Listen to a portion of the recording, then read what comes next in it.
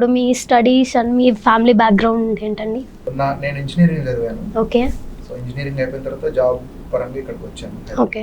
Okay. So మా family work వచ్చే వరకు వ్యవసాయ కుటుంబం మా నాన్నది. ఓకే. మా నాన్న ఒక 3 ఎకరాల రైతు. సో పేరెంట్స్ ఇద్దరు లేరు.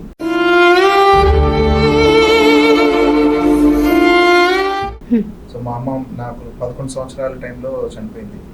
సో మా నాన్న వచ్చేసి 2019లోనే చనిపోయినాడు.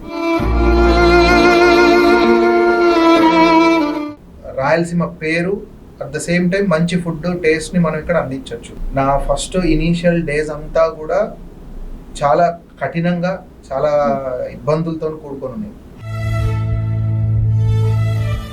మనం ఎందుకన్నా స్టార్ట్ చేసినామా, ఎందుకంటే నా ఫస్ట్ ఇయర్లో నేను 20 లక్షలు లాస్. పంచకట్టు దోశ అని ఎందుకు వచ్చింది అని అంటే పేరు, రాయలసీమలో పంచకట్టుకొని దోశ చేయడం అనేది ఒక ట్రెడిషన్. కాకపోతే ఒకటి నాకు వెలత ఏంటంటే మా నాయన ఆ కష్టాల్లో చూసినాడు, కానీ తర్వాత సక్సెస్ స్టార్ట్ అయ్యే టైంకి మా నాన్న అప్పుడు చనిపోయినాడు.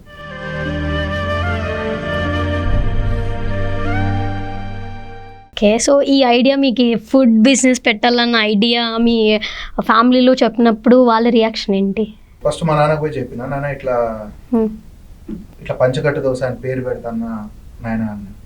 అంటే పంచకట్టు దోశ, లంగా జాకెట్ దోశ అని పెట్టుకోరా, పోయి నువ్వేం పని చేస్తానా, నీ కొడుకు ఏం చేస్తున్నాడు అంటే పోయి ఏం దోశలు వేసుకుంటున్నాడు అని చెప్పాలన్నా, దోశల బండి పెట్టుకుంటున్నాడు అని చెప్పాలన్నా,